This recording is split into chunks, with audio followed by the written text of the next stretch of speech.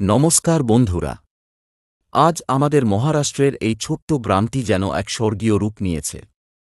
আজ আমাদের সবার পরম সৌভাগ্য যে আমাদের মাঝে পদার্পণ করছেন পরম শ্রদ্ধেয় মহারাজ নরেন্দ্র স্বামী আচার্যজি।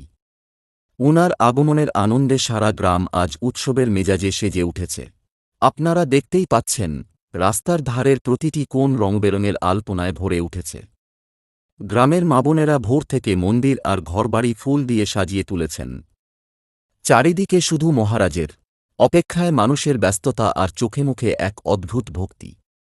দেখুন, উনার বসার জন্য কত সুন্দর মঞ্চ বা স্টেজ তৈরি করা হয়েছে। ছোট বড় সবাই আজ একজোট হয়ে উনার সেবা করার প্রস্তুতি নিচ্ছে।